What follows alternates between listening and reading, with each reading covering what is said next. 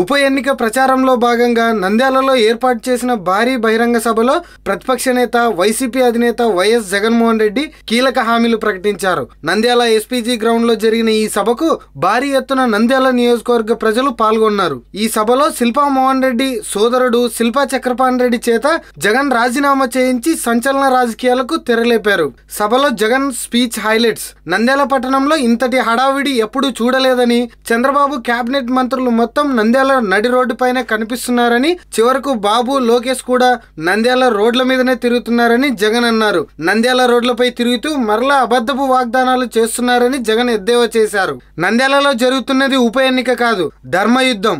ఇది ధర్మానికి అధర్మానికి మధ్య జరుగుతున్న యుద్ధం, న్యాయానికి అన్యాయానికి జరుగుతున్న యుద్ధం, విశ్వసనీయ రాజకీయాలకు వంచనతో కూడిన రాజకీయాలకు మధ్య జరుగుతున్న యుద్ధం నంద్యాల ఉప ఎన్నిక అని జగన్ అన్నారు. గడిచిన 3 ఏళ్లలో బాబు మోసపూరిత రాజకీయాల మీద, అవినీతి అసమర్థత పాలన మీద ప్రజలిచ్చే తీర్పుగా నంద్యాల ఎన్నికలు జరగబోతున్నాయి. 2019లో జరిగే కురుక్షేత్ర మహాసంగ్రామానికి నాంది నంద్యాల ఉప ఎన్నిక. ఈ ఎన్నికల్లో ప్రజలది శ్రీకృష్ణుడి పాత్ర. ప్రజలు ఆయుధం పట్టనవసరం లేదు, ఎవరు యుద్ధం చేయవలసిన అవసరం లేదు. వారి చూపుడు వేలుతో ఈవీఎంల ద్వారా బాబు కౌరవ సామ్రాజ్యాన్ని కూకటి వేళ్లతో సహా పెకలించి వేయాలంటూ నంద్యాల ప్రజలకు జగన్ పిలుపునిచ్చారు.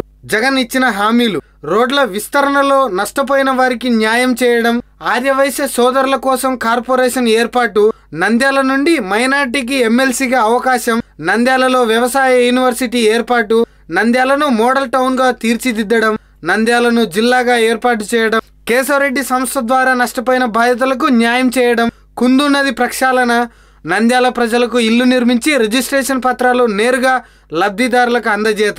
జగన్ ఇచ్చిన హామీలతో నంద్యాల బహిరంగ సభ ఒక్కసారిగా జై జగన్ నామస్మరణాలతో మార్మోగిపోయింది. పై నవరత్నాలతో పాటు రాష్ట్రంలో 13 జిల్లాలను 25 జిల్లాలుగా ఏర్పాటు చేస్తున్నట్లు జగన్ ప్రకటించారు. ఉప ఎన్నిక ప్రచారంలో భాగంగా ఈ నెల 9వ తేదీ నుండి 21వ తేదీ వరకు నంద్యాలలో పర్యటిస్తానని జగన్ అన్నారు. ప్రతి ఇంటికి, ప్రతి గ్రామానికి వస్తా, ప్రతి ఒక్కరిని పలకరిస్తానని జగన్ సభలో పేర్కొన్నారు. ఈ వీడియో మీకు నచ్చినట్లయితే లైక్ చేయండి, షేర్ చేయండి. మరిన్ని అప్డేట్స్ కోసం మా జనహితం టీవీని సబ్స్క్రైబ్ చేయడం మాత్రం మర్చిపోకండి.